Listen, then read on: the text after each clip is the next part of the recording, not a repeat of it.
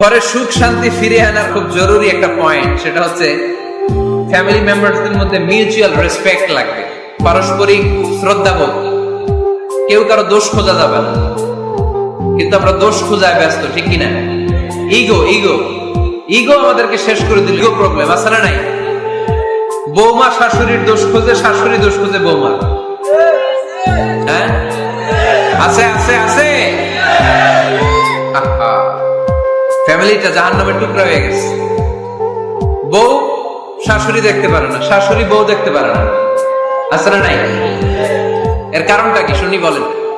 তিনটা উত্তর নিব এখান থেকে। একজন বলেন যে বৌমা শাশুড়ির পিছনে লাগা থাকে, আর শাশুড়ি বৌমার পিছনে লাগা থাকে।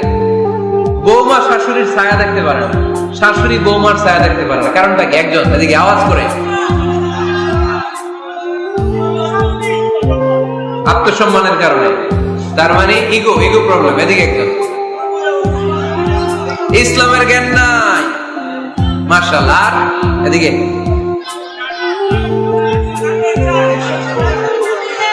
স্টার জলসা পাওয়া গেছে।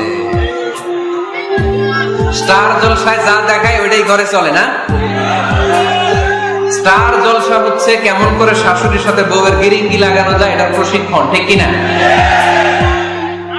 ভয়ঙ্কর। তাহলে এগুলো দেখা বাদ দিতে হবে। এগুলো যতক্ষণ ঘরে থাকবে হবে না,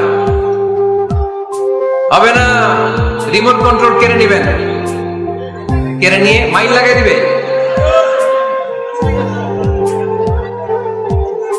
একটা ক্ষুধার্ত বাঘ 1 মাস খায় নাই, তারপরে হরিণের মাংস পাইছে।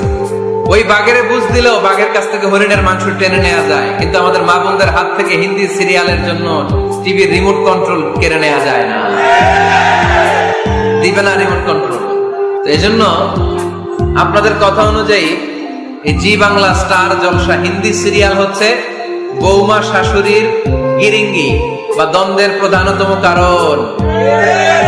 তাহলে হিন্দি সিরিয়ালকে ঝাড়ু পেটা করে বের করে দিতে হবে। এগুলোর সাথে মুসলিম পরিবারের কোনো সম্পর্ক। আরো কিছু কারণ আছে, এগুলো আমি বের করছি, শুনবেন। বৌমা শাশুড়ির এই ঝগড়ার প্রধান কারণ হচ্ছে জেনারেশন গ্যাপ, কিনা? শাশুড়ি এক জেনারেশনের আর বৌমা আরেক জেনারেশনের। শাশুড়ি ভাবে একরকম, বৌমা ভাবে আরেক রকম। শাশুড়ি চায় বউর উপর খবরদারি করতে, বউ চায় শাশুড়ির উপর খবরদারি করতে। এই ডমিনেটিং এর কারণে কিলাকিলি আছে না নাই? এটা ঠিক না। আমার শাশুড়ি মায়েরা যারা আছেন, প্রথমে শাশুড়ি দিয়ে শুরু করি। আমার মাইকের আওয়াজ যে ঘরগুলোতে যায়, আমার শাশুড়ি মাদেরকে বলবো, বউদের উপর অত্যাচার করবেন না। ছেলেরা প্রশ্ন করে, তোর কাছে তোর বউ বড় না আমি বড়? আছে না নাই? এটা একটা প্রশ্ন হইল। তোর বউ বড় না আমি বড়? দুইজনেই বড়। দেখ, ছেলে সুন্দর উত্তর দিছে, আমার কাছে ভালো লাগছে উত্তরটা শুনে। এক মা প্রশ্ন করছে, তোর এতদিন আমি লালন পালন করে বড় করলাম, জীবন যৌবন তোর জন্য শেষ করলাম, আজকে বউ পাইয়া বউ তোর আপন হয়ে গেল।